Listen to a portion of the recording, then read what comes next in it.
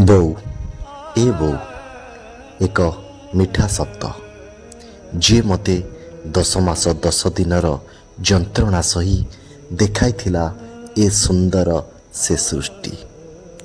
ସେ ମୋତେ ପ୍ରଥମ କରି ଦେଖାଇଥିଲା ବାପା ମା ଠାକୁର ଆକାଶ, ଫୁଲ ନଈ ସ୍ୱରୂପ ବତାସ।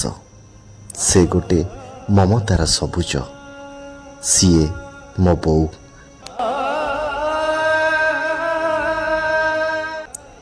ଥିଲା ଶଗଡ଼, ବଳଦ, ବିଲ, ପୋଖରୀ, ଆମ୍ବ ତୋଟା।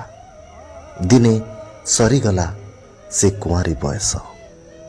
ବୋହୂ ସାଜି ଶଗଡ଼ରେ ସେ ହୋଇ ଆକାଶର ତାରା। ସେ ବୋଉ, ମୋ ବୋଉ। କଣ ରହିଛି ଆଜି ଦୁଃଖଦ ଖବର ଗୋଟେ? ଆଜି ଏଭଳି ଭଗବାନ ଜଗନ୍ନାଥ ପ୍ରଭୁ କାହାକୁ ଏଭଳି ଦୁଃଖ ନ ଦିଅନ୍ତୁ।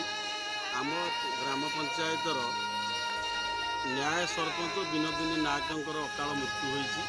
ସେ ଦୀର୍ଘ 8-9 ମାସ ହେଲା କ୍ୟାନ୍ସର ଡିପାର୍ଟମେଣ୍ଟରେ କଟକରେ ଚିକିତ୍ସିତ ହେଉଥିଲେ। ଆଜି ଭୋର 5ଟା 40ରେ ତାଙ୍କର ମୃତ୍ୟୁ ହୋଇଛି।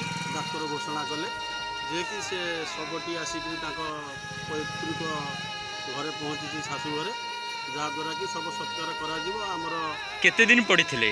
ସିଏ 7-8 ମାସ କଟକରେ ପଡ଼ିଥିଲେ କ୍ୟାନ୍ସର ୱାର୍ଡ଼ରେ।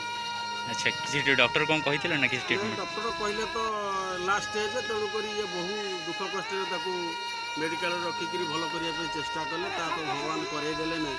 ତା'ର ଗୋଟିଏ ପୁଅ ଗୋଟିଏ ଝିଅ ଅଛନ୍ତି।